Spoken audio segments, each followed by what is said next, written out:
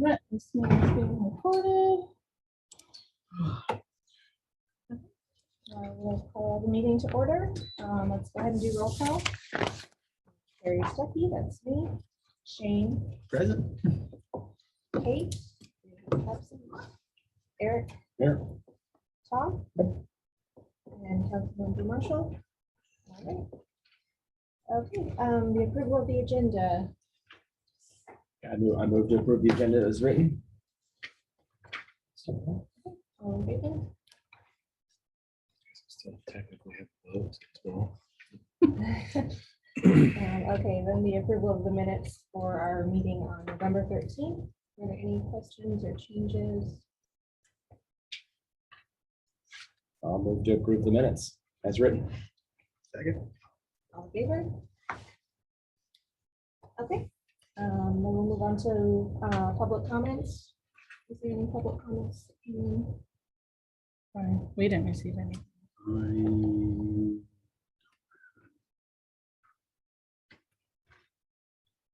Nope. Is anyone here? I'll make comments. No. Nothing not on the agenda. Okay. All right, so then we'll move on to our discussion items. Item A, introduction of Park Supervisor Brandon Cable. All I'm Brandon Cable. I'm the new park supervisor. I met a couple faces in here look familiar. I look forward to working with everybody. I'm really excited to start the new opportunity. Welcome. Thank you. All right, so then we've got our presentation from 2023 Mr. Oak Harbor Royalty Service Project. Hello, good afternoon. Thank you all for having us. Today, we're going to be talking about our why. Why do we support the idea of having an indoor recreational center in Oak Harbor, as well as some of the pros that we think might come along with having an indoor recreational center. But before we do that, I feel like we should all properly introduce ourselves. Slide 2.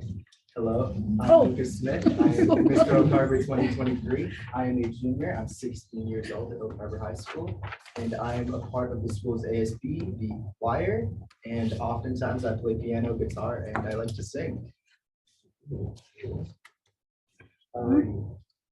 I'm Nolan Saltonstall. I'm first prince, so I was runner-up to him in our competition.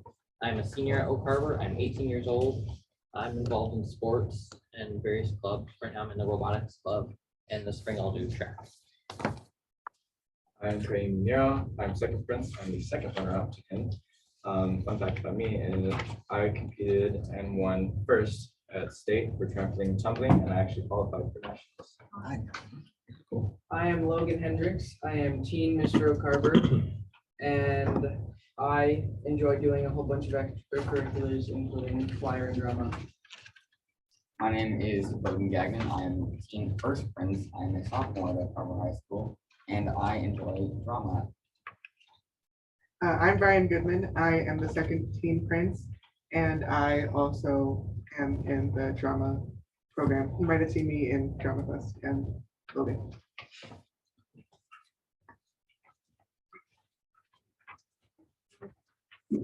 As the 2023 Mr. Oak Harbor Royalty Corps, we are charged with serving our community in a variety of ways throughout our year of reign, representing Whidbey royalty and the city of Oak Harbor and serving as role models for the youth of our community. Just this past weekend, we spent our time helping out with the Big Brothers Big Sisters Festival of Trees and Teddy Bear Breakfast, and riding in the Oak Harbor Santa Parade. Just in the next month, we will also be working with the Ballet Slipper Conservatory, Deception Park Pass Park Foundation, the Center, and the Chamber of Commerce. One of the most important ways we serve our community is to adopt a service project. During our reign, we will focus on bringing awareness to the cause and fundraising for the organization. So our first duty as royalty was to agree on our service project, which was a unanimous decision. Following a cause and platform coaching session with City Councilman Eric Marshall, we all became very interested in advocating for a rec center for the city of Oak Harbor. So the very next week after being coronated, we scheduled a meeting with Mr. Marshall and Brian Smith, the city's Parks and Recreation Director, to learn how we could make an impact. We learned some very interesting things. As far back as 1989, and probably even before that, the city has talked about the need for an indoor community center. Mr. Smith told us that for the past 20+ years, the city's comprehensive planning goals have included the same objective over and over. Building a community rec center that includes an indoor multi-purpose facility for active and passive recreational use for residents to use all year round. But there hasn't been a concerted effort to bring forward an indoor facility other than the pool. But there is a lot of community support and desire for such a facility. There are so many great reasons for the city to build a rec center, of course. We have our reasons.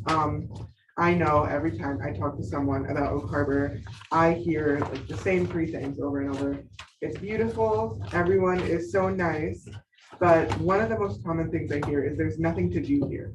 And I feel like that's not necessarily true, but I think if we had a designated like thing for people to go to as like a leisure time facility, then that would really help. But in addition to these personal reasons, there has also been compelling research that supports the importance of having this kind of facility available to residents. This can be broken down into 5 main categories. Category number 1 is social interaction. Rec centers create a space that fosters community engagement, and having a space where people can meet to hang out and play games and sports creates a social bond among the community. These social bonds improves lives, helps build strong, safe, and inclusive communities by promoting social interaction, volunteerism, and civic pride. Facilities that offer community sports programs promote social cohesion. Next slide. All right. This one builds on Brian's point about the rec center being a place for people to jump into activities. And building what he said of people don't see there's much to do. There is a lot to do in this town regarding sports and activities. School has clubs, school has sports, but what a lot of people feel is that there's this threshold they kind of have to jump over to joining something where they might be nervous or they might be scared. And the rec center helps eliminate that. And the research has shown that because rec centers provide this place of activity, leisure, and recreation, rec center, they help with that, and they help people get into activities, which has shown, you'll see this in later slides, has shown that improve mental health, physical health, and just foster a better sense of community. And that's one of the biggest reasons why a rec center is important. I think that's, next slide. Youth development. Rec centers create a place for youth to release energy in a positive way. Recreation is key to balance human development. Exercise helps youth develop positive self-esteem, enhances their social relationships, and improves their interpersonal skills. A vibrant community recreation center can have a stabilizing effect on the lives of young people, such as myself, who's young, people, by providing a safe and adequately equipped spaces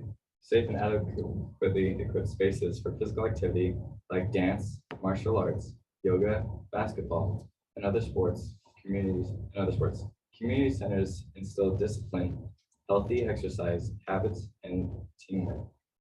Community centers create the perfect setting for local mentorship programs for the youth of the community. Youth-focused programs foster discipline, self-esteem, and leadership. Next slide, please.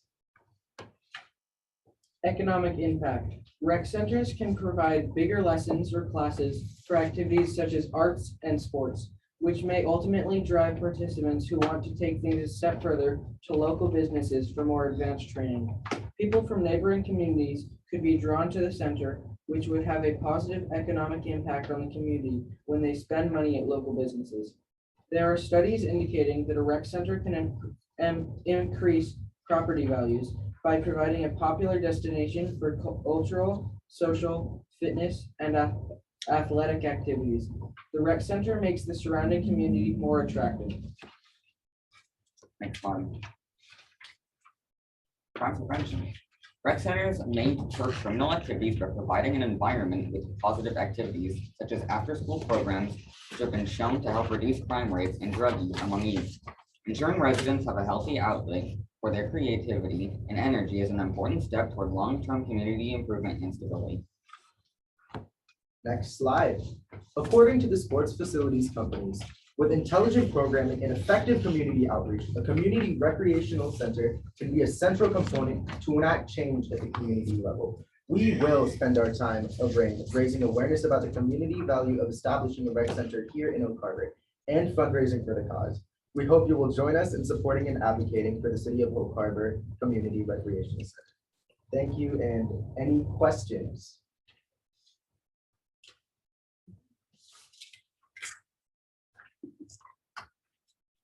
Any questions? I'll start out with questions. So, good job on your presentation. What do you hope to accomplish? What's the deliverable in the time frame that you guys have to do this project? And how long is the project go for? So we have until November, at least with this group of people. And right now, our main goal is to ask for a feasibility statement from City Council, and that's what we were told would be the next step for this. And we plan on putting together another presentation and making public comments at City Council meetings, public comment period, and even possibly getting on that agenda. And I know we're also communicating with local groups and sometimes even companies. I know we are trying to get on the school board's agenda right now as well. So just gaining support currently and trying to get that feasibility statement going. That feasibility study, right? Yeah. So what can the Parks Board do to help you guys with that in next steps?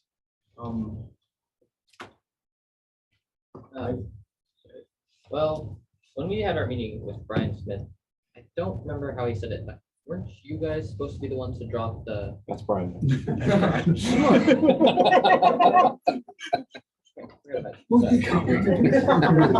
Okay, when we talked with you, was it the Parks and Rec board that was supposed to drop the feasibility report, or was that City Council? Because I got those two mixed up. I forgot after the meeting. So I would say probably what you'd want from this board is you can ask them for a motion to bring a presentation to council on this and be there to support you guys in that endeavor. So you folks are the ones who dropped like the $1 million plan, basically, like what the rec center looks like. Is that like, I want to make sure I get this straight, because we want to know what we're supporting. You guys are the ones who do that? Or is that City Council? So we would make recommendations to City Council and then they would ultimately vote on it. And then that vote would create the report that would, of the rec center, that would like lay out what it's actually gonna look like? Eric, do you want to? So part of the conversation that we had was that we would like the Parks Board to support the idea of a feasibility study. And then that's what we'd be ultimately asking the council to fund, is that feasibility study. So we could look into whether or not this is sometimes viable for our community. We don't want to go into making an entire plan and perhaps looking at land or purchasing land without even knowing if it's something that would be supported by the community, if it could be revenue positive. And so really that's kind of the next step is you all be asking the board here to support that. And then so there, when you make the presentation to council, you can say, we spoke to the Rotary, we spoke to Parks Board is in favor of this feasibility study. You know, you could have some Parks Board members there that would attest to that. Yes, we are in favor of that. So that's really what we're looking at. We're not looking at building an entire plan right now, but just looking at funding a study to see if it's even feasible for our community. And that's kind of what we're looking. That's really, if I can correct me if I'm wrong, it's kind of next steps is what you're, you know, the reason for this presentation here was to get them to understand that this is what you're interested, this is what you would like to see happen. And then can we bring it before council and ask them to fund that feasibility study? Okay. The reason facilities like this are very difficult to do in the community is they're very costly. They're tens of millions of dollars. And so in order to do that, usually a city will have to take on a debt service, a general bond, obligation bond. They'll have to go to the voters to say, we're going to increase your taxes by a little bit. Everyone pays a little bit into this over a 20-year period to fund this facility. That's a very big decision for council. Right? So in order for them to have the best information to make a wise decision for the community, doing a feasibility study gives them that information of, is it supported by the community? Is it financially sustainable? Can the city take on that debt service without impact to other services that the city provides? It looks at all those different things and then gives that information to council look at and say, okay, we feel good about going forward with this decision in this kind of roadmap that this feasibility study suggests. I got the steps mixed up in my head. So awesome. Sorry. So I think from what I heard from you guys, you would like to go and do a presentation similar to this and have that ask of council to support feasibility study. Is that right? Yes. Do you have a time frame for when you would want to do that? I think, did you say there might be a space available on the 16th? We had initially talked when we had that meeting with Mr. Smith about the possibility of January 16th. That would be, if we could get it on the agenda that soon. And so with the kind of the steps that we're going to take is you're meeting with Rotary, then you're going to meet with Parks Board. And I believe you're trying to meet with the school board and then the other, organizations. So if I may, some of the feedback that I personally got from Rotary is expand upon, you covered very well the youth side of it, but how does this help seniors? How does this help, adults? How does this help some of these other age groups? Because this facility, something like this could facilitate pickleball. Pickleball is very big. We're already trying to figure out where to put a pickleball court. So if we can incorporate that into this, then it's okay, well, now we're meeting the needs not only of the youth, but we're meeting the needs of our senior population. We also can do, adult leagues when it comes to basketball or volleyball or whatever. So just kind of we're not just meeting the needs of the youth, but we're meeting the needs of all these different demographics. And so that the more people we can include in something like this, the more attractive it becomes to everybody, right? And so if we could figure out a way in your presentation to, I would recommend talking with Ms. Liz right here. She's director of the senior center. She can tell you kind of about what their requests for pickleball are, what some of their other, activities that go on. So she can help you to facilitate that portion of the information as well. And just look at what kind of leagues you could have for adults, or how we can just make sure that we're meeting the needs, not just of youth, but of our adults, our senior population as well. So what other kind of feedback did you guys get from that presentation? They said to bombard city council with emails because they do check their emails a lot. And if we can make a lot of comments during the comment, just like a couple of people helps out a lot. Good. I'm glad you got that feedback. Good. Council does like to hear from the community. Well, as Mr. Smith mentioned before, we work for you, right? I mean, we work for you guys, we work for the entire community. And so the more feedback that we can get from the community, it helps us to lead our decision-making with which direction. If it's just one or two people, we can't accommodate a small group. But if we have a big populace that says, this is what we want, this is what we're looking for, then it's our job to find a way to make it happen. And the more you can kind of lay this groundwork of, well, we talk to these people, we talk to these people, we talk to these people, that helps to lay that groundwork for us. And so I think you guys are doing a phenomenal job, and I'm extremely proud of what you guys are up to, and hope to help anywhere we can. Yeah, thank you for coming in and giving us a presentation. Y'all did a fantastic job. You've cited a few studies. Cite those studies. Bring those statistics next time. Okay. Not a lot, but like one each to make your point. Okay. And then pull those statistics out, footnote them, or grab them along, or put them at the end so that people can see what you're referring to. Because obviously you've done some research.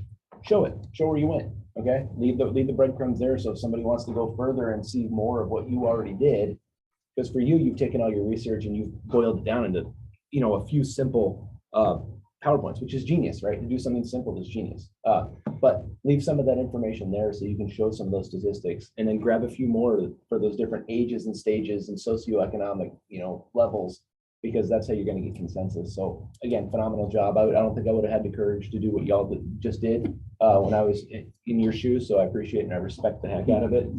Again, thanks for your clear communication. Really a treat to listen to. Thank you. Just for clarity's sake, for mine as well as yours. First of all, this is a really long process, and so nothing happens fast, regardless of where you are. So when we're looking for a feasibility study, which is what you're embarking on now, that'll be a contracted process by the city. We'll contract somebody to come in and do this professionally. We don't do it. They will probably take input from you, or take input from us and the rest of the community. But certainly your input in representing the youth is critical. And it is important. So what you're doing is important. We're already, this board, I think, behind the idea, but we need to run it to ground and do it properly through a kind of a staged process. So that didn't come up before. I just wanted to make sure you knew it was long, costly, and there's a process to it. So this is kind of the beginning. But again, thanks for coming and thanks for being a part of this. Thank you very much. I'd also just like to say that Big Brothers Big Sisters is 100% behind you guys. I know I worked with some of you throughout the pageant, and I'm super impressed and proud of all of you for the work you're doing towards this. And if there's anything that we can do, and the 700 plus families that we represent in Oak Harbor and the surrounding areas, you know, we also got a lot of feedback, and there's information we can gather for you from the community to help you, because dear board, I'm here to tell you that my community is screaming for this. They want it yesterday, they wanted it 10 years ago, and we need it, and Big Brothers Big Sisters would be on board and do whatever we can to help with that as well. So thank you guys for doing the thing, and know that I'm here for you.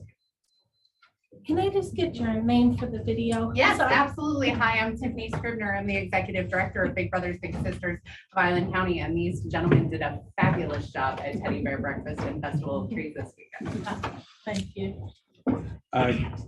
Carrie, do you want to entertain any motions as far as any recommendation to council with a possible presentation? Yeah, I mean, I would entertain that. I don't know. Do we need to make a recommendation for them to be on the agenda, or how would that work?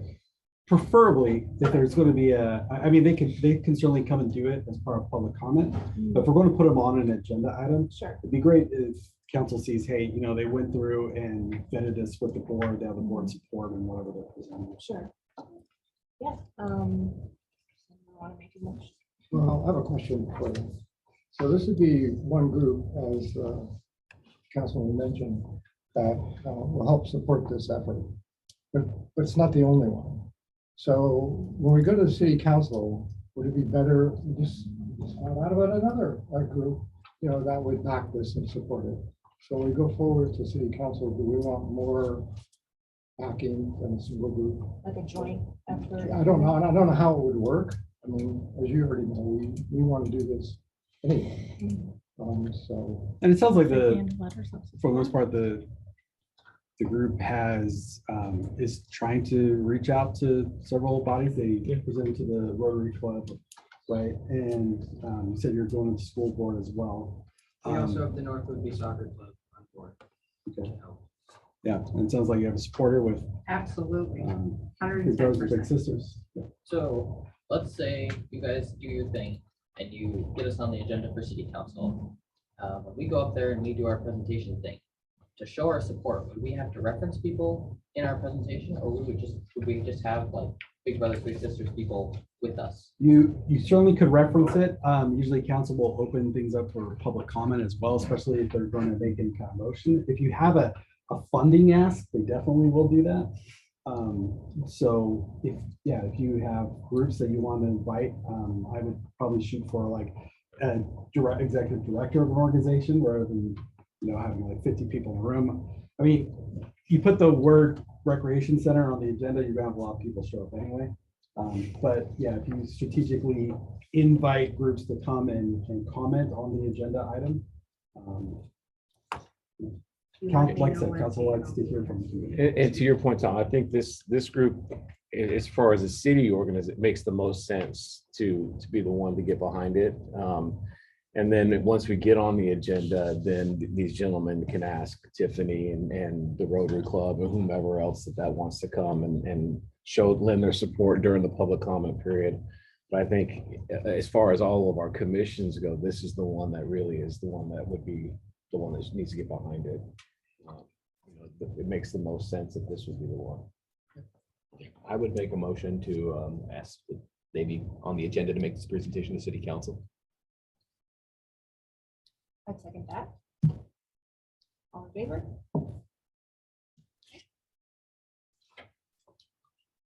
So you'll be able to confirm that. Yes, so we'll shoot for January 16th unless something different, so.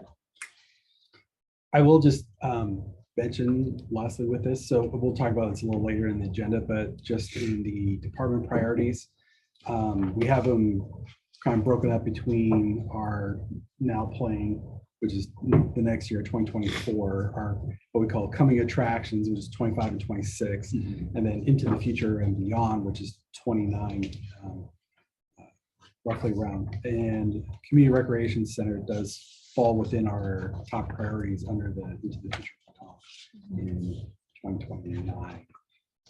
But again, if we were to get the process rolling to look at the feasibility of it and have a better idea of what a roadmap to building a facility like that, as well as preferable land acquisition if needed, or land swapping, and then looking at finance options for council to start considering.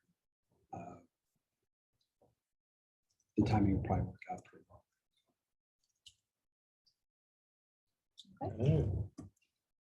Okay, so let's go ahead and move on to item C, urban and community forestry grant. You guys, you're welcome to stay if you really want to sit the meeting, or you guys can take off at this point. So we're on the agenda. We're going city council thing. Well, if this, We will confirm with you. Okay. We're on the agenda, but Let's say- I think you probably plan on that. we're on the agenda, January 6th. We're asking them, 16th. 16th, my bad. We're asking them to fund a feasibility report. That is our specific request at that time. I think you give your presentation, you can refine it if you want. And, that'll be the informational part of it. I guess the action plan of, okay, well, what can we as council do about your great, information you just gave us? That'd be the ask. We would say, we'd like to formally ask the council consider appropriating funds for a feasibility study for recreation center. And then, let's say they just, this is talking ahead, but I just want to make sure I'm clear. I don't want to ask a stupid question earlier. I don't want to do that again. Let's say they say yes. What would be, they would fund it and we would get a feasibility report and then we would have to pass that again or? So they're probably going to want to know, okay, well, how much is the feasibility study going to cost us? That's How much exactly money- what we'll want to know. How much money you're going. The council only cares about what it is, how much does it cost, when is it going to get done? So they're gonna ask us that, how much does it cost? We'll turn to Mr. Smith and say, how much is that And going you'll to cost us? Okay. So they'll want to know that first off.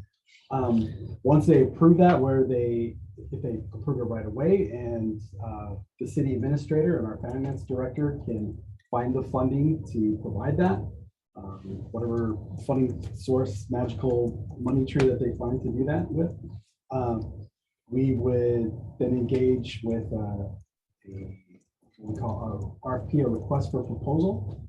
We would send that out to firms to bid on to do the work. That takes maybe 2-3 weeks. We would grade those, make a selection, engage in a contract that goes back to council for approval. Another few more weeks to do that. We meet with them. They'll meet with stakeholders in the community, including council, groups like yours and other stakeholder invested groups. They'll get that information. They'll get to learn about the community. We'll have just kind of an information dump time period where they'll just gather as much as they can about the community. And then they'll go to work and spit back out a report that says, this is what it'll cost. Here's our recommendations, things like that. So you're probably looking at a 5-month period of time. Okay. That's Fast. Okay.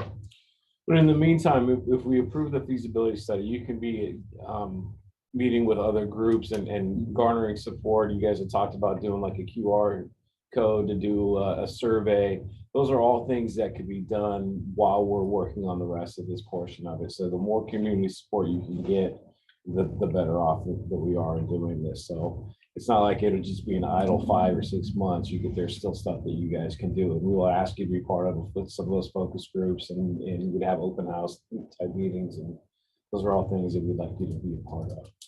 I would say your kind of capstone for all of this is you've gone through the work, you've You've garnered and pulled together all the community support, and it's out there. Just got to kind of pull it all together. You've taken it to council, you've made an ask to do it, a feasibility study.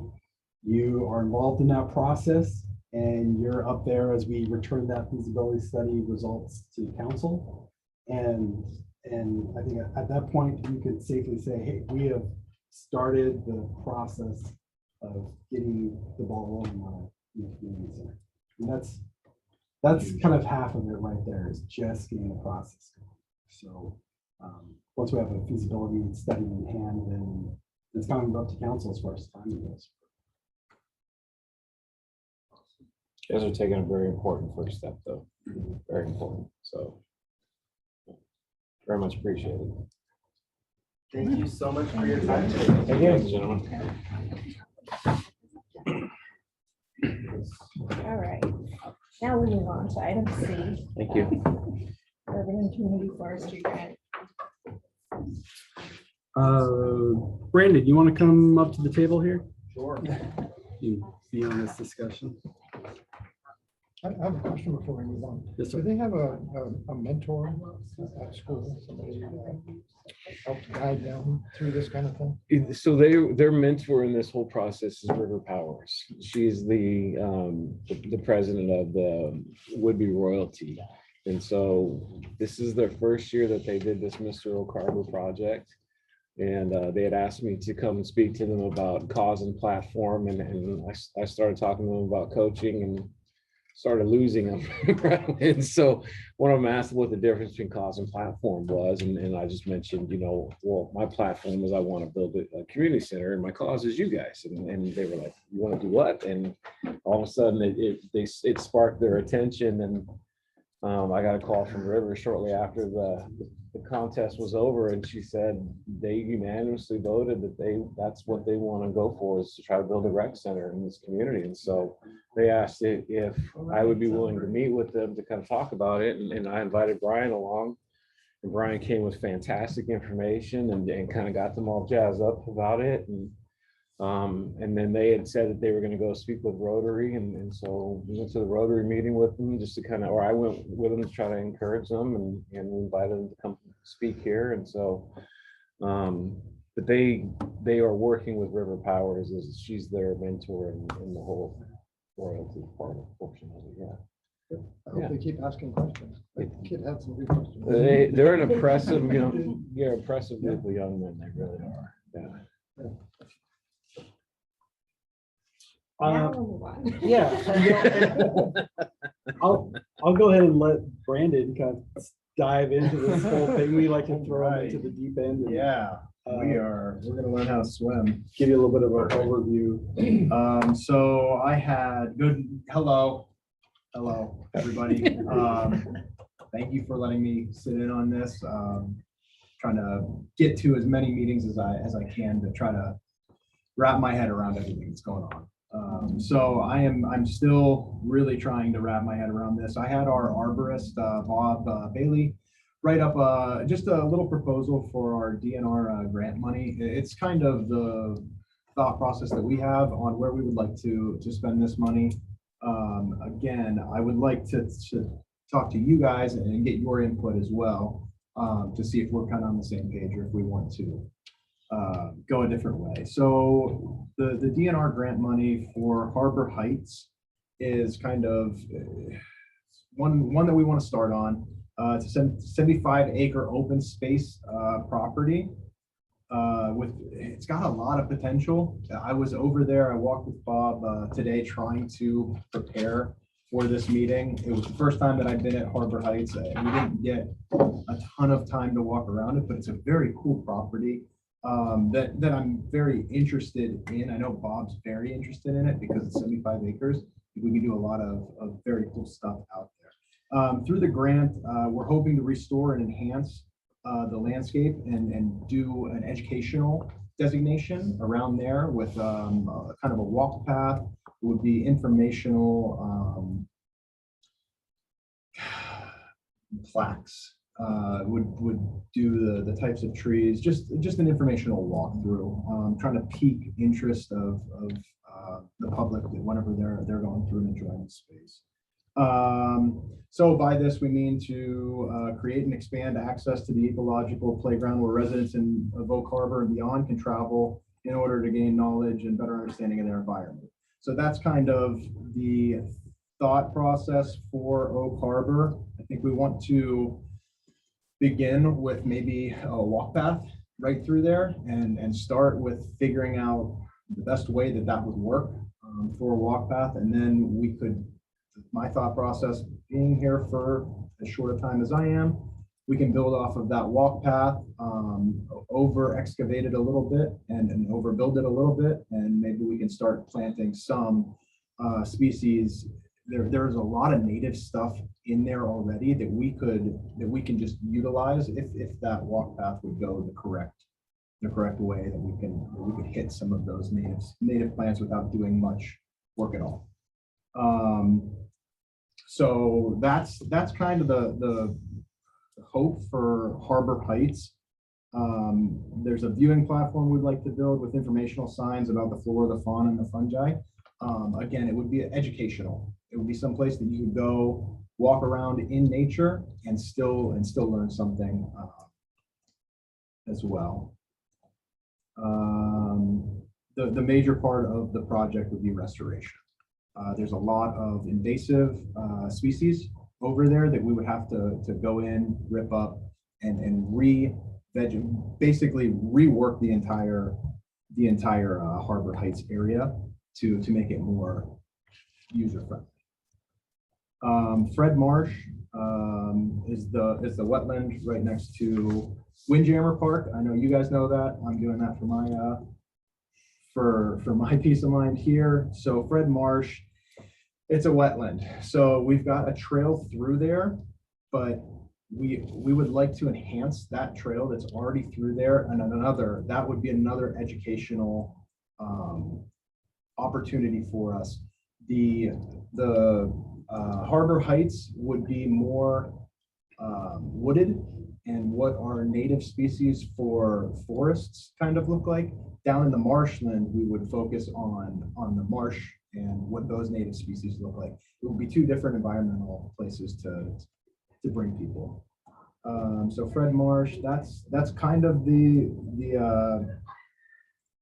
thought process there. Our goal is to create a user-friendly trail, and that's going to help benefit educationally the community, as well as provide an open space that people can utilize. And then the last one is the Hal Ramley Food Forest. So the Food Forest is a project that is in need of some restoration and maintenance. We would like to partner with Imagine and Christine Pace to help create a management plan that suits the community needs the best. We had just spoke with the Oak Harbor Garden Club, and it sounds like they've got a little interest in that space as well, with just doing some sort of community garden. It doesn't necessarily need to be the space in Hal Ramley, but it sounds like there's a little interest there as well. We've got the major part of this effort should include a restorative pruning plan, planting new varieties of fruit trees with good yield, something that's good for in this specific climate. And then just try to facilitate a greater community participation with the harvesting. It sounds like the information that I've gathered, it might be, there's not a ton of community participation. So the community gardens tend to get overrun. We'd like to try to work with Imagine and maybe even the garden club to see if we can help get some more enthusiasm around the community garden, to where if we do a renovation of that space, we don't want it to fall back into disarray. So that's the other aspect of that grant.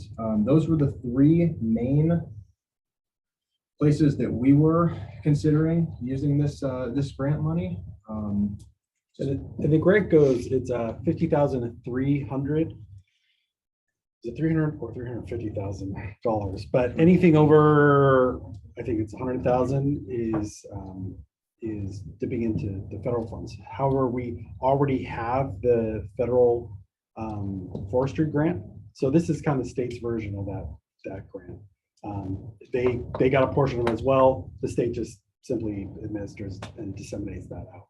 So this would complement what we're already getting with it. The thing that we have to figure out with this one is if we go over the 100,000 threshold and the federal grant requirements kick in, will the state be more sticklers on the disadvantaged community mapping areas? So we have $1.68 million for this forestry grant with zero match required from the city's pockets. That's only doable because of the disadvantaged communities exemption. Wendy Horn, who's our grant administrator, has done a fantastic job negotiating with the Forest Service to make sure that they are including the various census maps that cover really the whole of the city. The original maps the Forest Service had put out, the site they were using, really only had like two little sort of sliver areas in the community. So as long as we can work with DNR to say, hey, the Forest Service was good with us using these additional census maps for disadvantaged communities and underserved populations, then really we could probably tackle any three of these. If they are going to be sticklers about it and say, oh, well, it's not really our grant, we need to make sure that we're in line with what requirements the Forest Service gave us, then we're going to be kind of limited on the areas. So just something to kind of keep in mind with that. Now, having said that, because we already have the Forest Service's larger grant, even if we just go after the state portion and not the full 300 with the federal included into that, we can use the Forest Service grant along with this. This just gives us a bigger pot. And also just commenting on the food garden. So Brandon and I met with Monica Kays and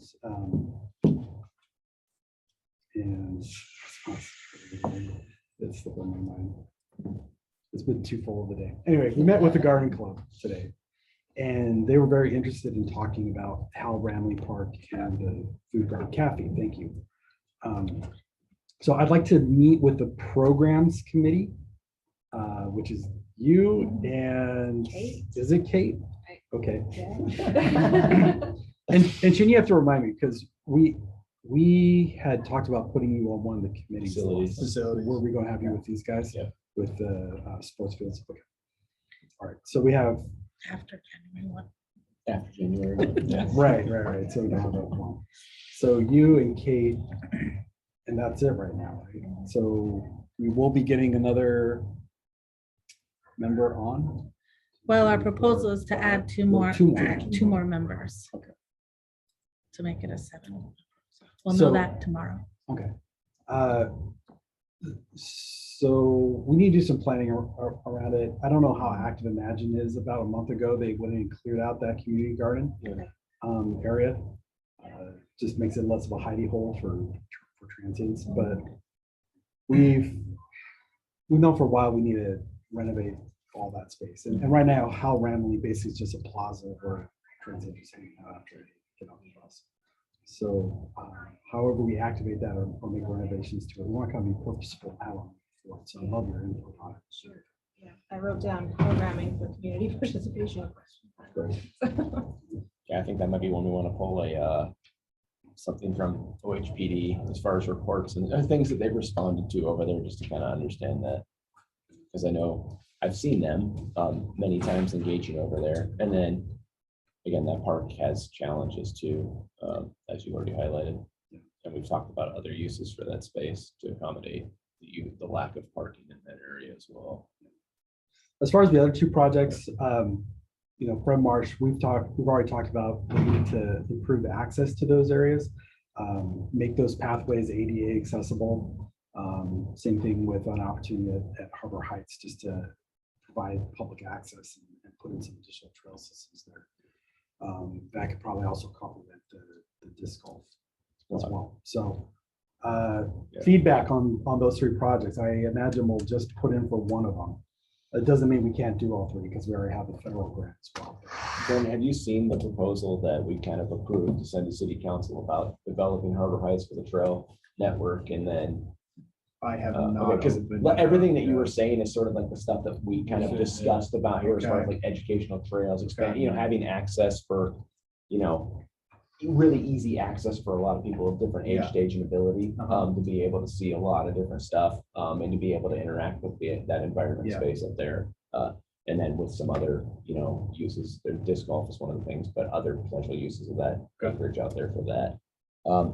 I think the Friend Marsh and getting that trail done that goes out to the beach, alongside the marsh itself, that trail that everybody uses, but it's in terrible shape, and it would be a wonderful use to start with some of this resource and then cleaning that up, because it is a safety issue as well.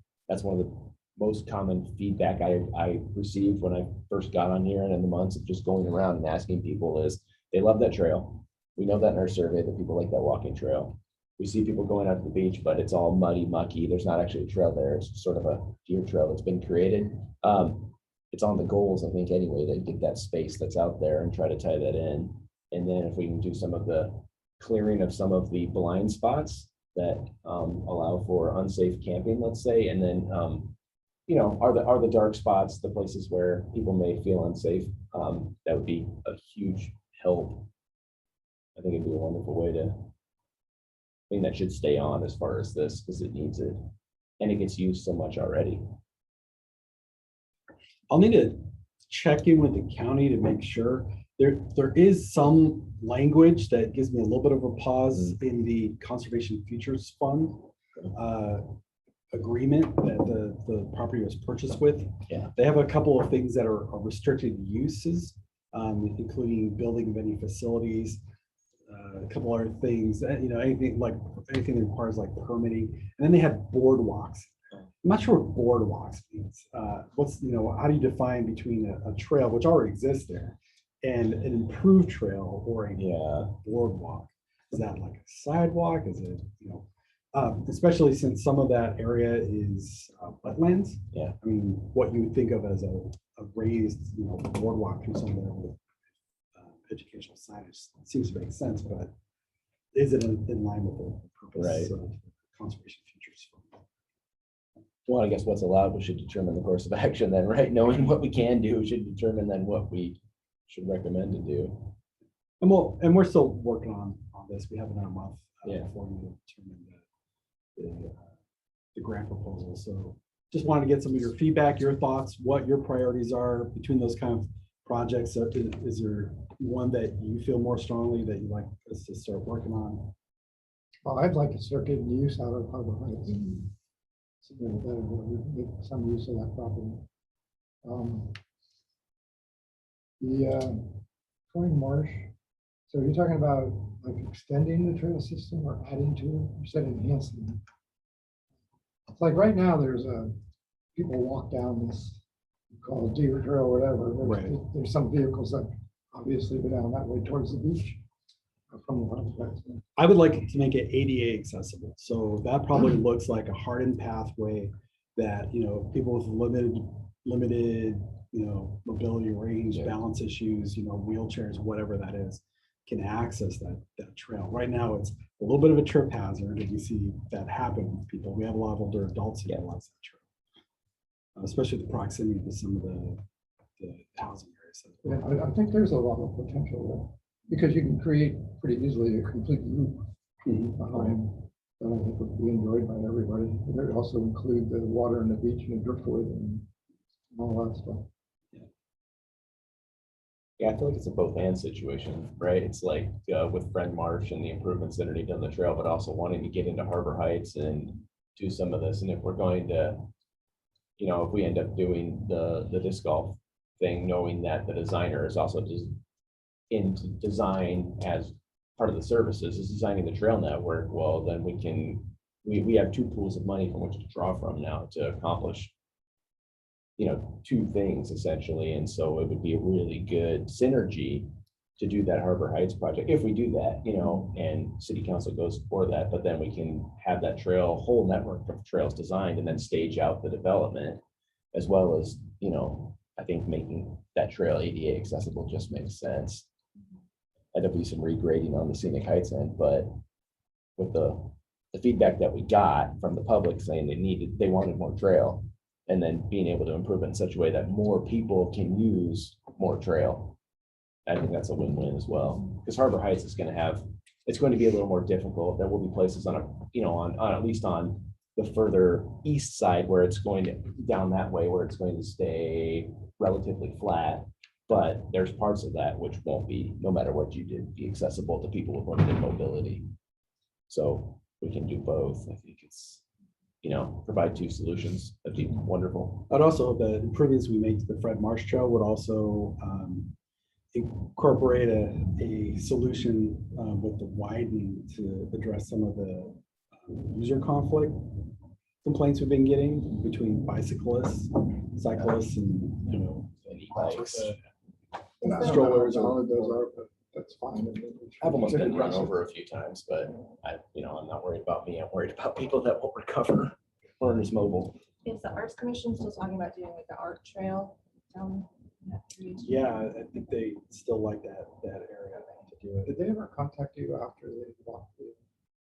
Yeah, we talked about it in their commission. So I think that Harbor Heights needs to go in conjunction with whatever plan there is, because I'm not super crazy about the idea of going and clearing out all the invasive species on those 75 acres when we're not sure how we're fully going to develop that. And so it just seems, I'd hate to see you do that effort of cleaning that out and try to restore it, and then we decide, oh, we actually are going to build something right here. That's just not the best use of money. But if we figure out, okay, these are where the trails are going to go, and we clear out that specific section, and we do that so we can activate the park and start to use it. But I'd hate to see the whole clear out and then we decide, oh yeah, we actually do want to put something right here, and then we just spent that time and money for nothing. But if we have a plan, this is where we're going to do the disc golf, and that's where we're going to clear out first and do all that, and that makes a lot more sense to me for sure. And this may have been covered somewhere else, but what is the plan for like addressing Gary Oaks and stuff, being that that's our namesake? And we don't want to have a situation where years ago they cut out the biggest oak tree we had in town I know the Gary Oak Society would like to see us taking a look at what we've got and do kind of an inventory of our trees and a map of that kind of stuff. How does that all fit in with these urban forestry grants? That's a question. I'm not sure how that fits in. So I don't know if it's been addressed or not, but I think that if it hasn't been addressed, then that's something that we should probably take a look at is what's the health of our current Gary Oaks, and tried to buck me. Did you see that? What's the status what's the health status of those? And because some of them are by homes or some of them are by duplexes and such. And anytime one of those things gets cut down, then it seems to be a big major uproar. Yeah. Does the Gary Oak Society have an inventory that they've been doing in their own? They do have some, yeah, they do have some, and they've mapped out where they've planted and that kind of stuff. But how do we incorporate that with the city and with our website and so on? And then they know they're looking for some areas of interconnectedness. How do we do that? But how do we activate? They've got that Gary Oak. And they want to do the Gary Oak Trail and all that kind of thing. Correct. Around. Yeah. There are Gary Oaks at Harbor Heights. No, there's none up there. I have no idea. Yeah. So we have on our city website, we have a GIS layer that has our tree inventory for the city. Okay. I actually don't know if Harbor Heights has been included in that yet. I guess you might have to look at that. We continue to face the dilemma. We always will, I guess, as to making something happen as soon as we can for use of the community and waiting on something that may or may not happen in a particular location. And that's, I guess, always going to be a dilemma. But Harbor Heights is a perfect example. What can we do that's not so invasive that we can get some use out of it without conflicting with potential future plans. Sounds like we could do some trailways. We walk through there and you can walk through there now. Yeah. Yeah, and you can probably add some narrow pathways that would allow further trail without, conflicting with any potential future plans. So I don't know. I don't know what the answer. Then you throw the potential of disc golf in there, and then that's another issue. So I don't know what the answer is. I guess we just need to keep talking. Well, I think one of the charms though of the proposal that we had is the fact that the cost was relatively low as far as all the design fees and the installation fees. So in the end, if stuff had to come out because we come to a conclusion as a city that like, you know what, this is the space for X, Y, and Z, and it has to, we don't lose as much. What you'll get with that though is motivated volunteers who will help clean up the invasive species and stuff, which is free labor, which is nice. So it doesn't all fall on city dollar and that kind of thing. And so in some ways, I think, taking the low cost option program in and decide if we have to take that out later isn't the worst thing in the world. It would be much worse if we decided to build like a soccer stadium there and then decided we're going to plow it under for an indoor sports facility. That would be foolish and it would lose trust. But some of this other stuff that allows people to get access, it is, lower. Yeah, I mean, the worst you would do with disc golf is put some concrete in, right? And so all of that can be removed in a day. It takes longer to put it in this to take it out. So, and I'm not that familiar with that second for, the invasive species. Yeah. Is there enough invasive species that if we make that a priority and pull that stuff out, regardless of what the eventual use is, it will open our eyes to other potential trails or disc golf or whatever? I mean, it's something where we would have to do no matter what the plan is, right? Or no, I guess it'd be part of a bigger project. We We're would. gonna do them. We probably want to address that, yeah. Pardon? Yeah, we probably want to address it. I don't think we're required to. it's a lot of blackberry vines, which require, unless you're going to poison everything, and even then they'll still live. It just requires constant maintenance. I mean, we fight it out at Fort Midget all the time. I can't say how many loads I've dug up and taken off up there because I've lost count. But that's the biggest problem is that, and then there's some ivy, I think that's killing, those are the two things that are killing trees. Once you get that out of there, then we can look and see if we have some of the other stuff. But I didn't see anything like tansy. What's the other yellow plant that's terrible? Weed, Scotch broom. I didn't see a ton of that. I guess my question is, if we go and we get rid of the invasive species based on what we're doing, in other words, we're going to put in a trail system, say we got to take this out, because, or do we flip it and say, let's get the invasive species out and then take a look at how we can use that new space of open space? Does that make any sense? Yeah. And, just cleaning up the property, because right now it's just raw and wild. Might help inform a little bit about trail design anyway. Where did things land with the plan for the disc golf and the walking trails and everything? Because you made a presentation and then kind of fizzled out. Yeah, so we kind of went to council with three objectives. One was to present the board's recommendation for moving forward with the disc golf trail proposal and to get their approval for doing that. The second was to have a discussion on the urgency of the soccer fields, which is what the property was originally bought for. Kind of with thought of the timing around the school district and what they're doing, and just some other thoughts about various locations for potentially putting in some additional fields. We got a lot of feedback from that. And then, and I think what I heard a lot of, we heard several different things, but a lot of it was, we like to keep them all contiguous. We're looking at the property south of Fort Midget Park. And then the third was just a little more of the long-term vision of, the whole build out project for Harbor Heights was this outdoor sports complex to include baseball fields and softball fields, soccer fields, football fields, things like that. Is that still the direction that they want us to go? Is that still the vision that we want to move forward? However we get there, whether it's in one big shot or whether we phase that in and slowly build that out. That's where we heard a little bit of a change in direction. We heard a lot about wanting indoor facilities, year-round facilities, maybe a field house, an indoor recreational center space that has the ability to do something year-round. Yeah, because my understanding is that the original purpose that Harbor Heights was purchased for isn't feasible, correct? So we basically. Anything's can't feasible with enough money. Oh, yeah. It does- It's not in that, Cost we can't put lights. Right. And without the lights, Right, I so mean, we it really can't is not put a outdoor true sports fields. complex, yeah. So what else do we do then? I guess, to me, it makes sense to move forward with walking trails and disc golf.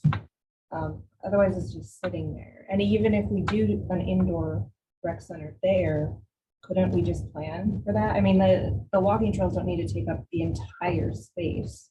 No, and then after the meeting last time, Eric and I looked at the map in Blaines, is, you know, if we were looking at like the north end of that property, that could be all the disc golf and walking Yeah. trails, and that would be potentially the south part of that property, which is closer to L1 and some of the street access for, and closer to utilities for an indoor facility, if that's where we decided we wanted to put an indoor facility. You know, from council point of view, my opinion is next step is a plan. Is okay. I think we all kind of agreed that we'd like to activate that space, and it seemed like a good idea as it's not not real cost prohibitive, and it seems to be the low hanging fruit. But what's the plan? What does that look like? What's it going to cost? And that's really, in my opinion, what the next step for that particular project is a design and cost.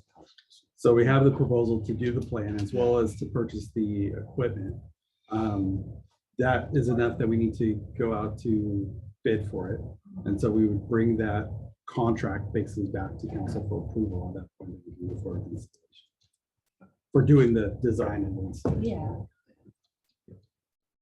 Because the installation is not the expensive part, it's actually the Right. planning. that's the Yeah. expensive part of this. A lot of this is going to be done by volunteer work and in-house work. So, I think the biggest question that came out of that is parking and access. Yeah. You know, how are we gonna access it, where we're gonna park people? And it's kind of, I think, where the conversational, not only did I derail the conversation by talking about an indoor facility, but you know, then Steve came in and was like, well, you have 1,000 options that we could do. How are you gonna park it? Where we're gonna do it? And how we're gonna pay for it? And then numbers started throwing around. And I was like, holy cow. Yeah. Yeah. So, I mean, really, that's what, from at least my aspect is I would like to see, okay, how are we gonna access it? Where are we gonna park people? What's the design look like? What's it gonna cost? And then we'll move forward from there. yeah. So we met with we're getting ahead of ourselves a little on the agenda, but we met with the facilities committee and talked a little bit about that.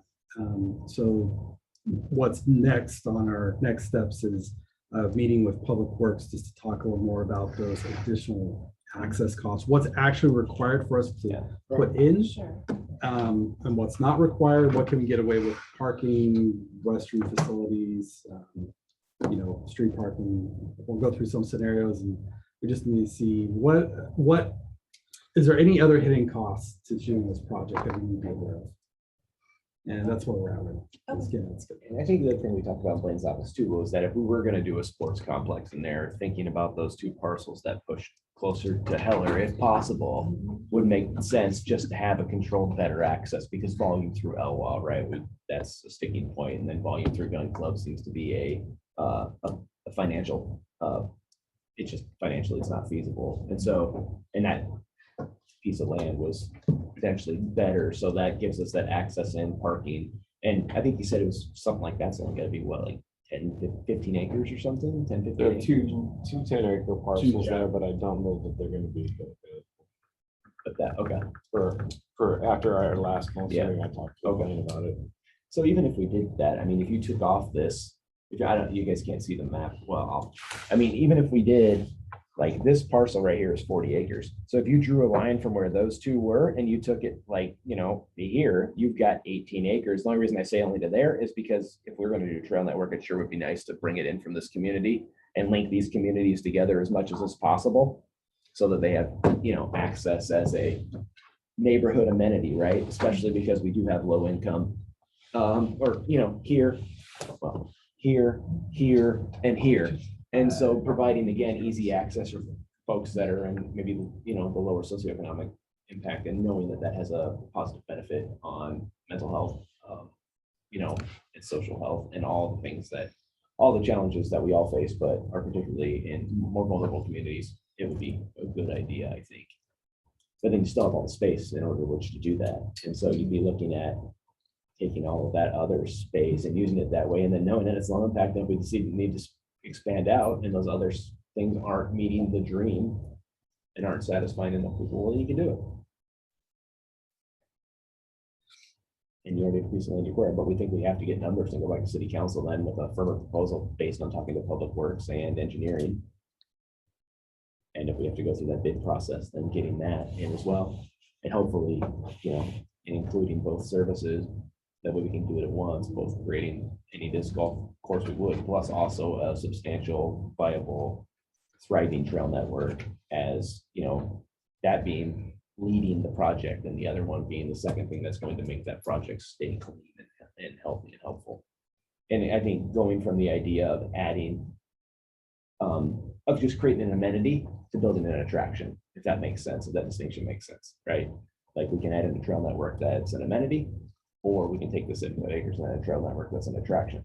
Same thing that we're trying to do with the windmill, with the sports complex, with, I think, changing the way that we view the center. Hopefully, I think that's what we're trying to do with Windjammer. All these things is, adaptive playground, right?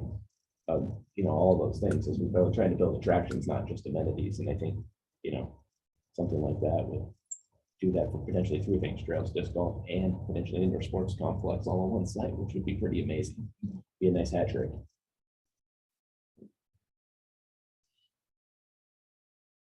Okay, any other comments as far as the DNR grant?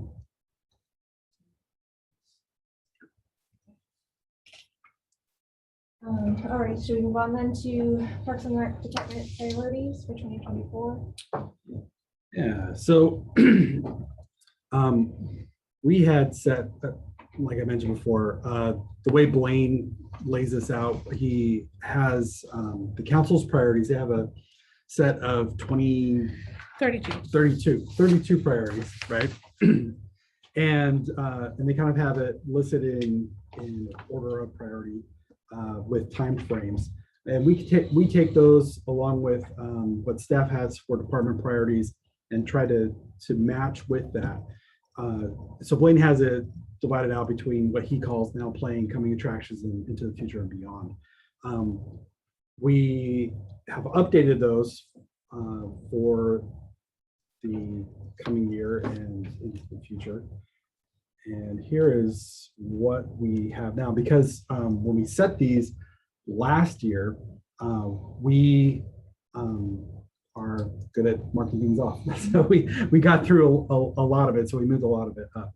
Maybe You want to share? I was trying to pull up the master list. I'll jump on the name real quick. I'll just share the screen so you can see what I'm looking at.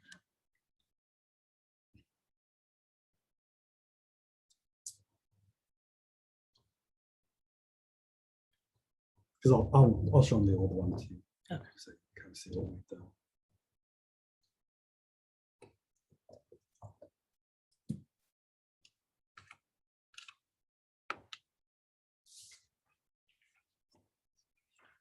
There you go.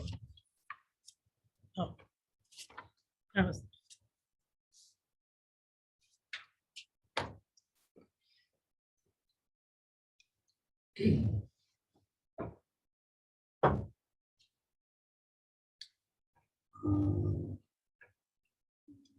While you're doing that. Yeah. The program committee seems to be a little late. I'd be happy to help out if you need or want somebody. Up to you. Well- But I have the time. Okay, yeah, that's good to know. I'm not sure where things are at with Kate, so let me try to touch base with her. And It's not letting me share. yeah, well, certainly after the first year, we can bump up to 3 members of the subcommittee. So I'll talk to Kate, or I'll try to talk to Kate and see. if we can do that. Okay, it's bigger. So last year we had for our priorities feasibility study for the marina dredging and redesign, Mariners Haven purchase for the marina, recreation programming, our shuttle purchase for our senior travel program, and facility improvements to the center, including roof and parking. So we are at the end of the feasibility study for the marina. We are at the end for Mariners Haven's purchase. Liz has hired on a recreation coordinator. I think that's been confirmed. And is working on the activity guide, and we're looking to start programming at the beginning of the year, first quarter. We've made the purchase for the shuttle, and that arrives here actually sooner than we thought. So yeah, here in December. So the senior travel program will start here, starting at the beginning of the year, and we replace the roof to the center, and are working with the state for a grant to redo the parking lot, which is going to require some grading. So we kind of already got through this a year ahead of schedule. Should pickleball courts be on that thing? It wasn't when we put this together. We obviously have 1,001 actual projects that we're working on. I could only stick a handful into each one of these. So we're kind of limited for a couple in each division between recreation, parks, and marina, which make up the department.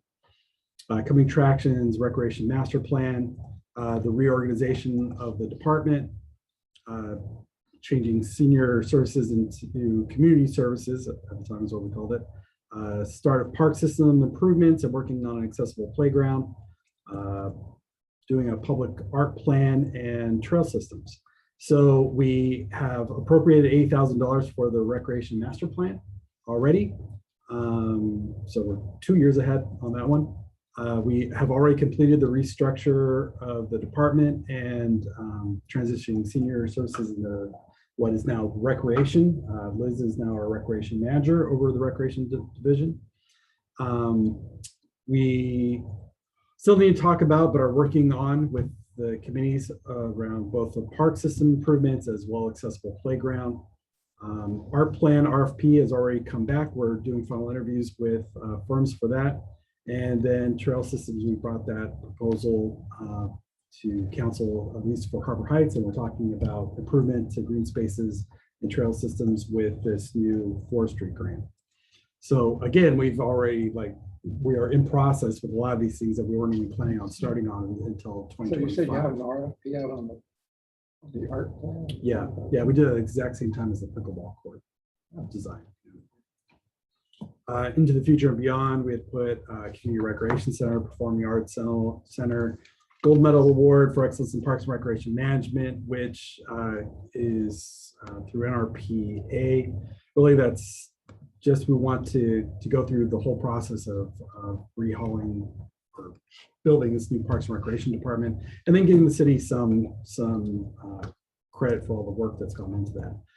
Marina rebuild and a boardwalk connection from the marina into downtown and regional sports complex. So since you guys have accommodated me with kind of shifting ourselves into a higher gear and getting some of these things knocked off the list already, this is the new priority list that we're going to be going over during the director's retreat this week. Yeah, Wednesday. So now we have on our, let's see, this is now playing 2024. So for next year, Windjammer Park improvements. So that includes the renovation of the ball fields, improvements to the splash park, and then we're going to start work on an amphitheater planning, and then doing some other improvements around the park, including some planting of trees. We're waiting on final plans for the windmill that will go into the park, but the funding for that is kind of spaced out, so we can't hit everything all at once. So the priorities right now that we're doing in this coming year are the ball field renovations and the splash park, and then a couple other things, including shoreline restoration, where it got scoured out in the pathway. What is the amphitheater concept? So the Arts Commission is working on that. So building a space for a better space for the music, in the park and to do other kind of special events like that. Which is an idea at this point. Yeah, it was actually included in the original Windjammer park plans. It wasn't really built out that way. They ended up putting in that sort of pavilion space, but it's really not designed for like performances and things that they want to do with it. So yeah, we have some funding and they have some funding and we can do some planning and there's a lot of actually really good grants to get something like that done. Mariners Haven purchase, so that's kind of ongoing. So we carried that over and kept it on the list here. Harbor Heights Trail System, so we made that a little more specific. We've gone to council, and that's an active project that we'd like to get done here in 2024. Parks and Recreation Master Plan, like I mentioned, we have already appropriated funds, so we will go on that journey here this next year. You guys are going to be the main stakeholders. They'll be working with me and the firm that we hired to do that plan. I am going to send, in preparation for that, I'm going to send you probably the past 3 parks, recreation, open space plans that the city has done. It's been done through our development services, and but it has a lot of good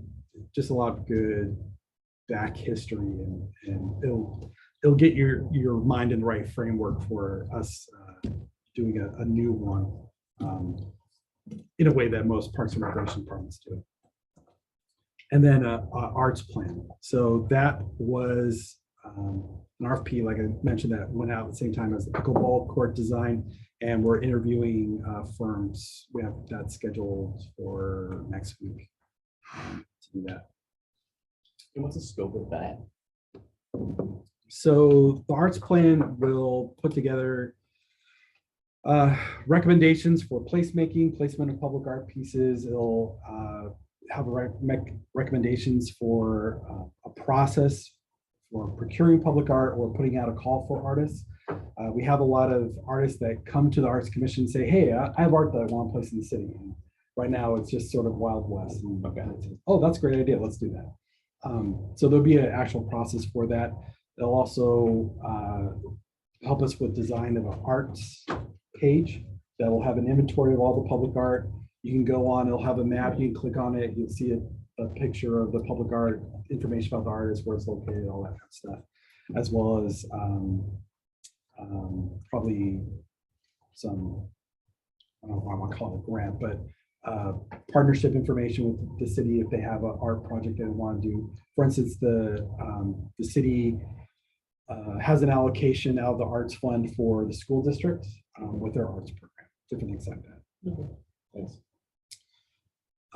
For our coming attractions, so 25 and 26, now on there we have accreditation process, which usually you want to do hand in hand with a master plan. So I'll give you guys a little more educational, and we'll talk a little bit more about that next year.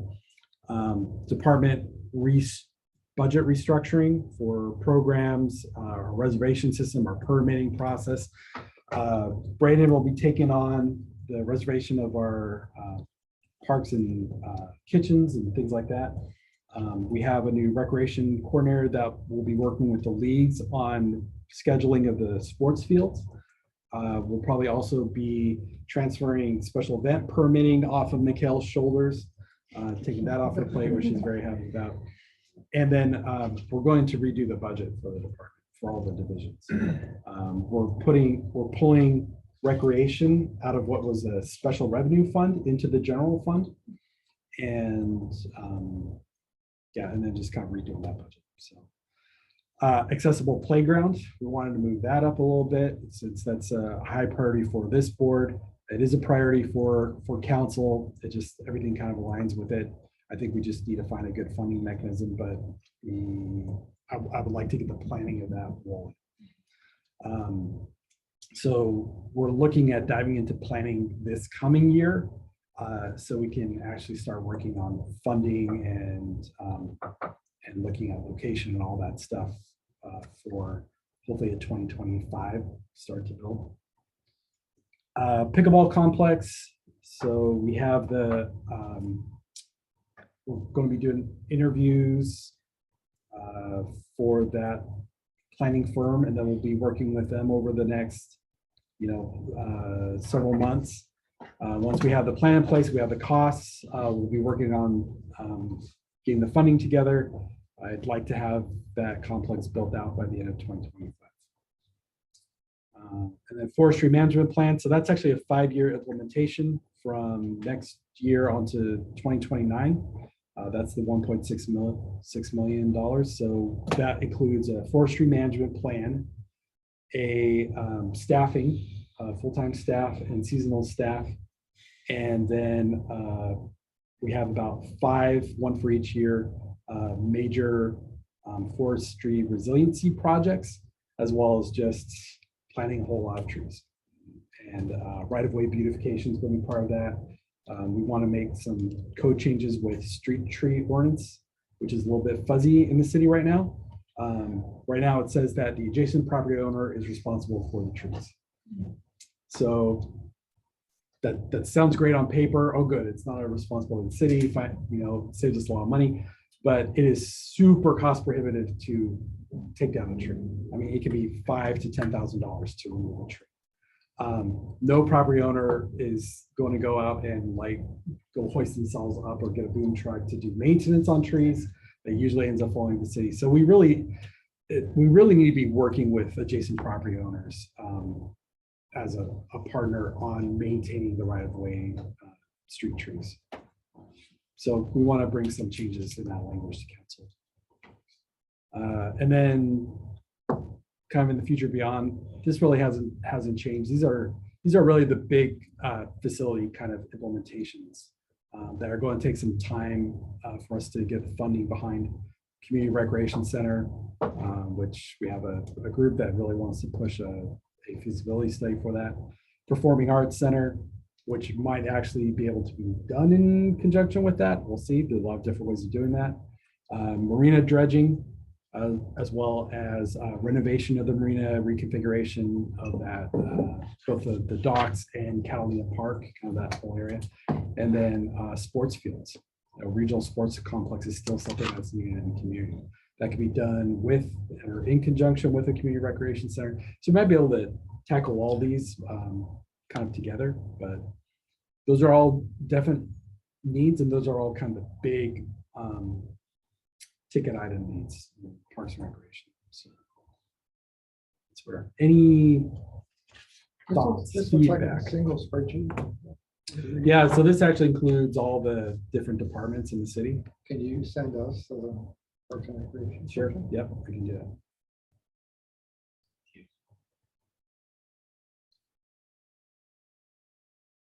Sounds fun.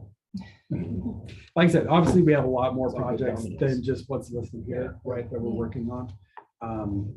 We're kind of limited to handfuls we talk about it, but these are kind of the big ones that we want to, the administration's watching. We want to make sure we're in line with council, and the council's like, yes, this is the direction we want you to go. And this will help guide our committee work. Yeah. Okay. All right, so let's move on to the subcommittee updates.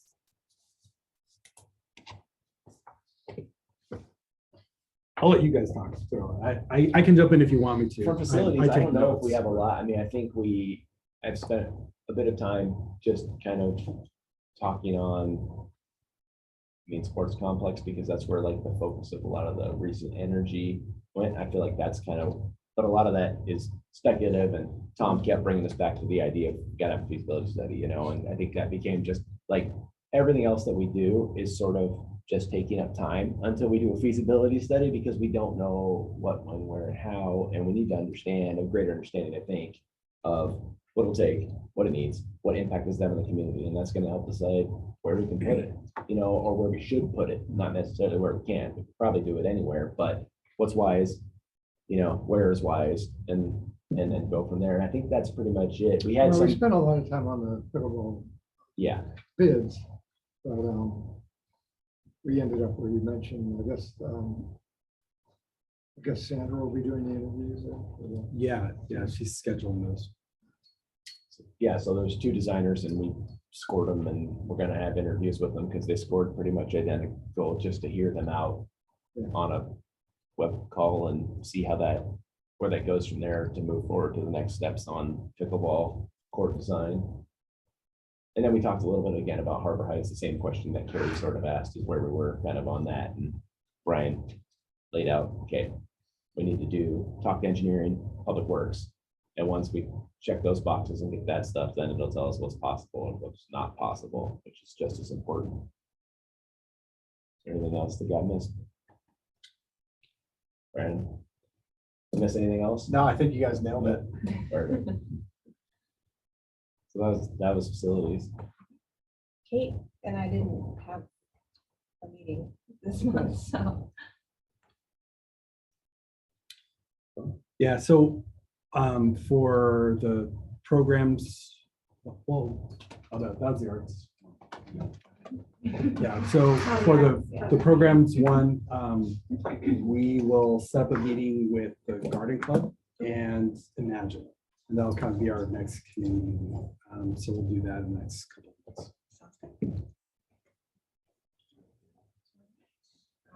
Parks and Recreation Director report. See, I only have a couple things for you guys. It's been a long night. One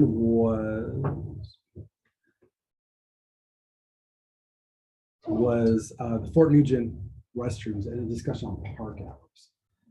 We continue to have a lot of vandalism of the restrooms. Fort Nugent got hit again over the weekend, and the dividers between the urinals just absolutely got destroyed. I think we're just gonna take them out right now. We took them out. It's closed right now because of the vandalism. But that was the plan, just take the partitions out from between the urinals. So we will remove the ones from the urinals. You still have the partitions in the two bathroom stalls that are there. That was our working theory. Yeah. I would like to put another partition back in. We can make it industrial. I hate it because we eventually just slowly make changes and then at the end of it, you either have a Portland loo or it looks like a prison restroom, and not something that anyone really wanted to utilize. So part of the conversation is, we need to lock these up. When the park isn't active, then that's when this is happening. It's happening like in the evening time, later in the evening. Problem is right now our park hours are listed 5 a.m. to 10 p.m.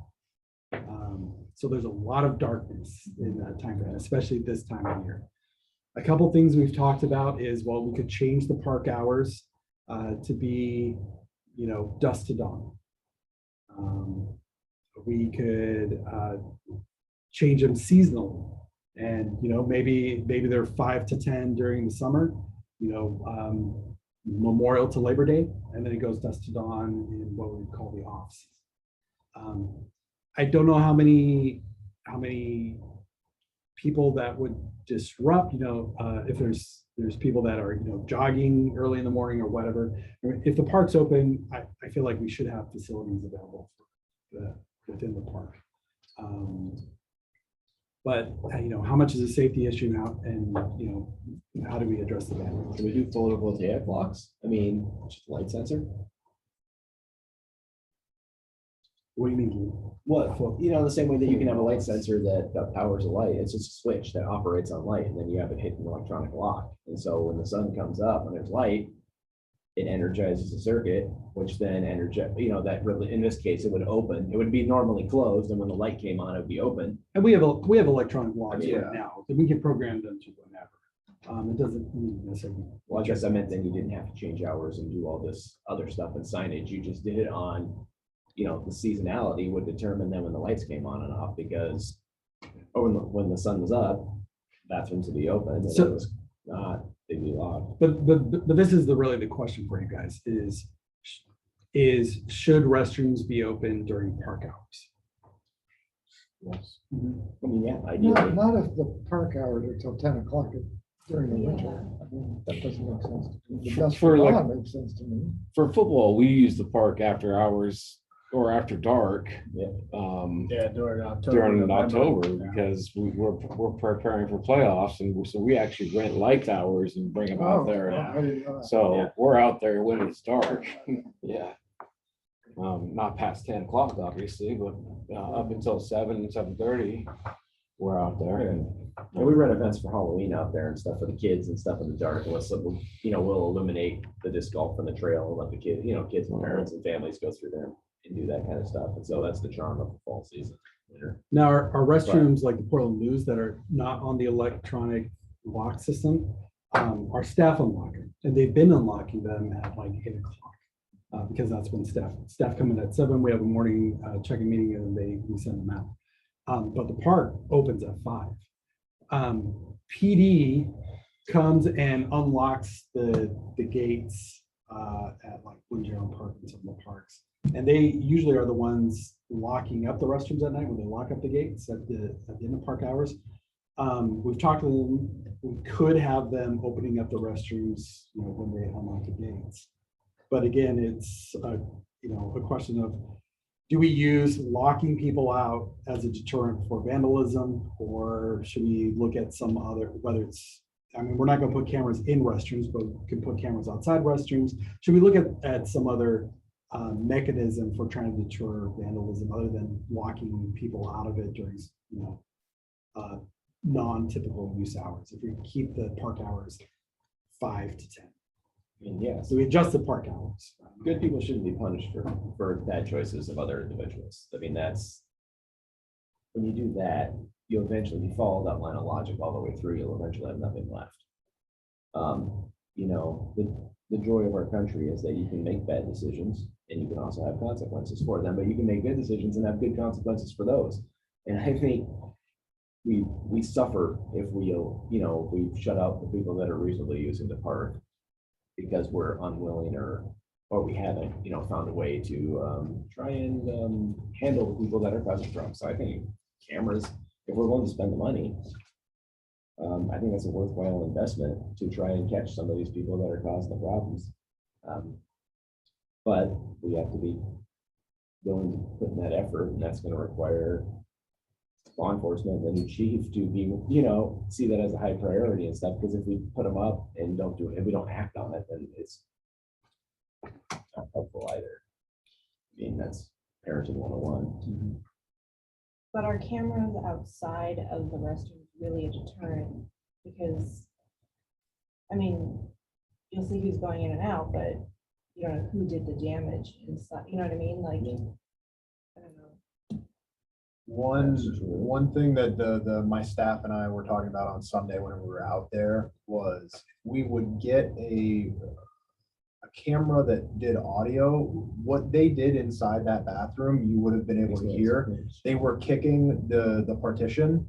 We think that would have been picked up. So it might be just as simple as just getting something with audio that we can say, okay, white sweatshirt walked in, we heard banging, we know it was white sweatshirt.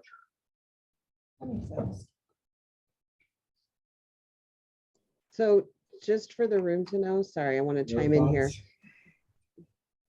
Can you hear me? It doesn't make sense to have the bathrooms open when there's no activity in the park and it's dark. We get to that.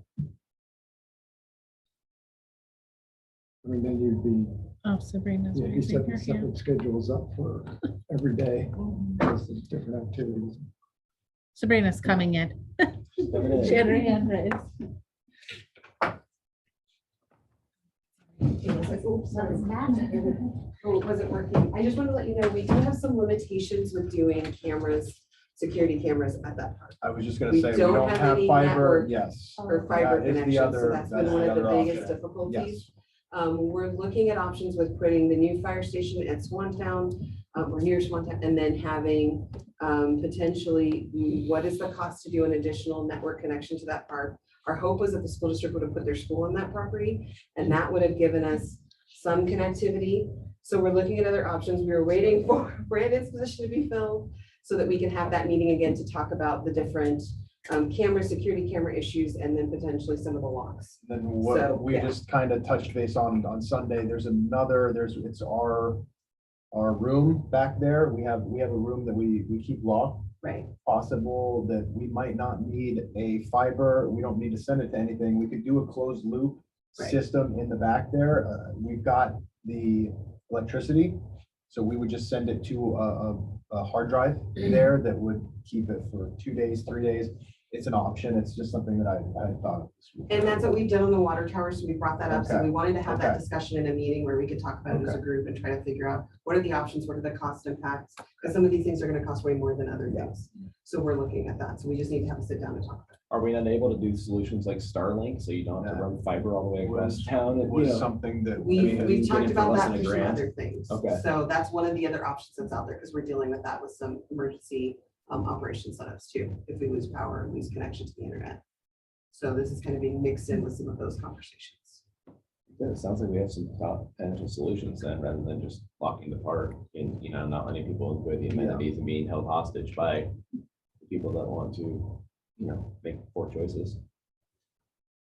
Any thoughts around changing park hours?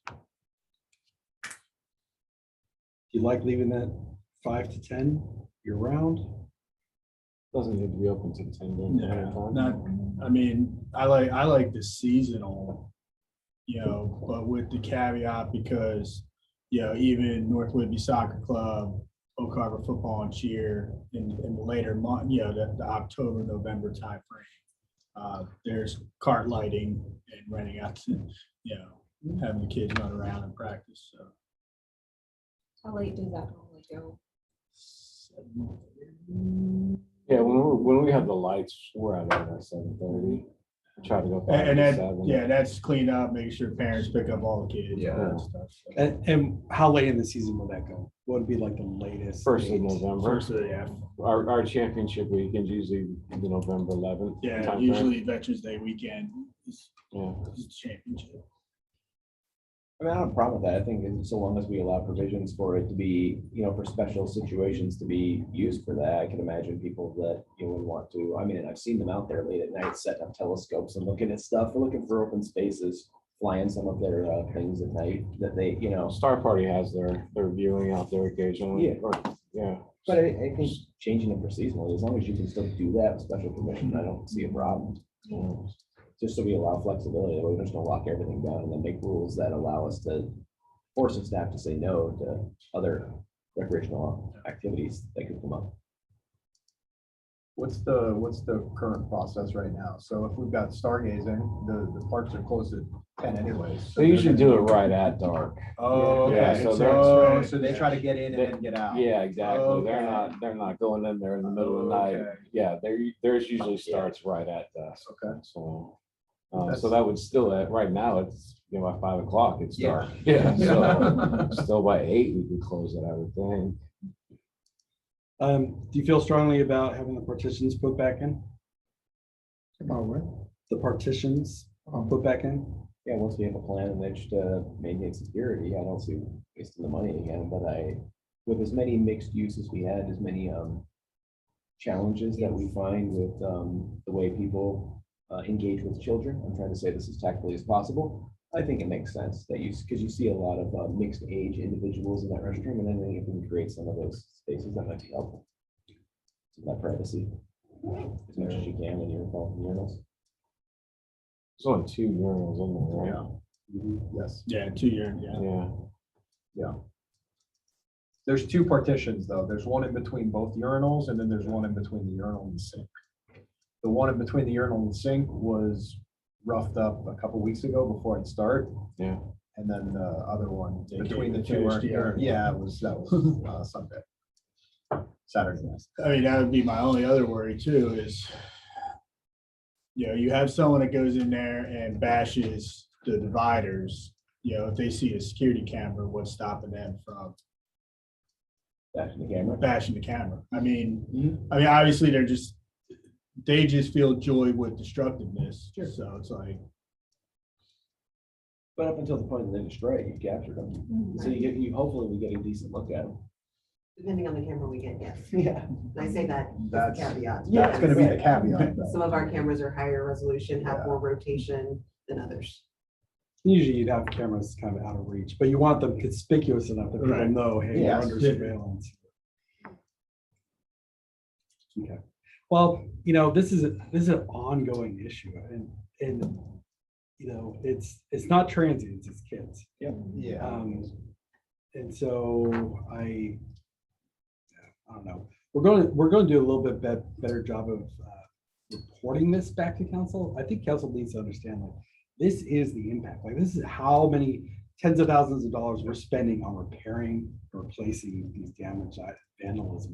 And that's not even including, you know, police response and all their involvement with things like this. So I think I'm gonna start doing like, if not a quarterly, at least a yearly report of saying, hey, here's all the, you know, vandalism we've seen. Here's the cost of the city from it.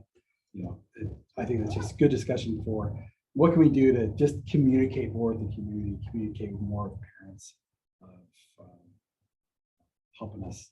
Hey, these are your provided for your benefit. For, you know, Could part of that be Blaine's, part of Blaine's administration report that does it, workshop and stuff? No, he could just have that as an item on there. Monthly vandalism, and this is what it cost us. and- Yeah. Okay. I wasn't able to get to the winter open house yesterday, the reception. I was really hoping to talk with the commander about helping us connect with someone to do a site tour. You offer that, maybe you. Yeah, have a I connection could you talk help us to, with? I could definitely talk to KJ and get something set up. Yeah, I appreciate it. I'd really love to take the board on a base and, but I'd like to do it with some personnel that can walk us around the facilities and just talk a little bit about the programs they're doing.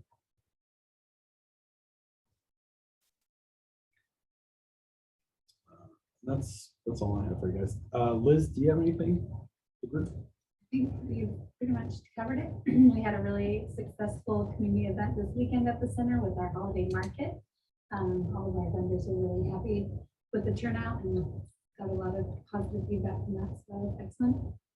And as Brian shared, we have made an offer for the position, the recreation coordinator position. His name is Jeremy, and he starts on January 18th. And he did recreation programming for most recently the city of Caldwell, Idaho.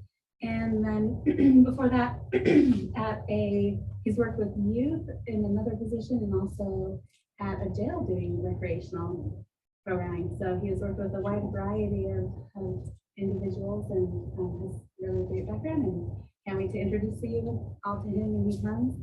And meanwhile, I've been setting up some programming to start in January and a new activity guide. So we're kind of in the crunch time period now of finalizing dates and times and all of that to get into our activity guide. It's going well, and so you'll see additional programming starting in January. Anything else from you, Brandon? Okay. You're good, I think. Brain is bouncing. Gonna get from the fire hose. Just trying to keep everything in. I'm just trying to keep everything in. All right, do we have any member comments?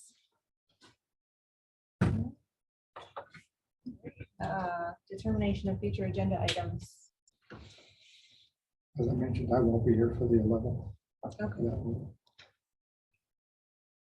Do we have scheduled yet for public works or engineering? And would we want them to come here? Would that be a facility subcommittee meeting? That'll be a facility subcommittee. Yeah, so I guess we can just, without the under committee reports. Right? Okay. So I have the facilities committee to talk about Harbor Heights, and then the programs committee to talk about the community gardens. So I'll try to get those scheduled here. Anything else? Okay, we'll go ahead and adjourn the meeting then. Thanks, everyone. Thank you, everybody. Thank you.